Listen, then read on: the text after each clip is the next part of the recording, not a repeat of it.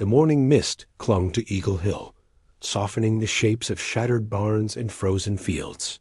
Corporal Samuel Whitman crouched behind a ruined stone wall, scanning the valley below with a pair of binoculars.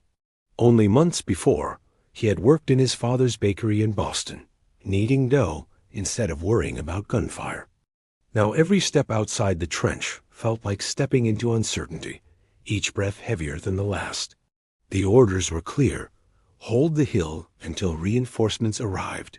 It sounded simple, yet Samuel knew that in war, simple was often impossible.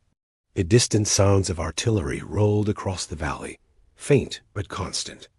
Men shifted nervously beside him, rifles ready, every shadow a possible threat. Samuel's mind wandered briefly to home, the smell of fresh bread, the laughter of his younger sister, and the quiet streets of Boston.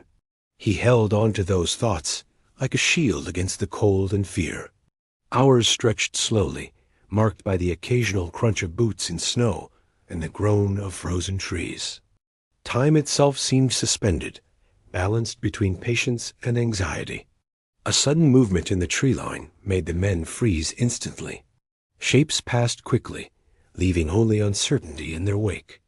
Samuel gripped his rifle tighter, heart racing, but nothing followed. The hill remained theirs, if only for this moment. As dawn broke, the valley revealed itself in pale light, peaceful and untouched despite the previous night's tension. Reinforcements appeared on the ridge, their presence a quiet relief to exhausted soldiers. Samuel exhaled slowly, lowering his rifle, allowing himself the briefest moment of calm. The hill had been held. The line had not broken. He looked once more over the valley, remembering every sound, shadow, and frozen step of the night. Some victories, he realized, leave no medals, only memory.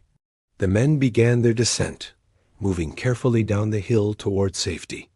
Samuel kept his eyes on the rising sun, a small comfort against the lingering cold and fatigue. Even in war, there are places that demand courage simply to endure. Eagle Hill had stood, and so had they. With one last glance at the stone wall, Samuel followed the others, carrying the quiet knowledge that some battles are won by patience, resolve, and staying the course.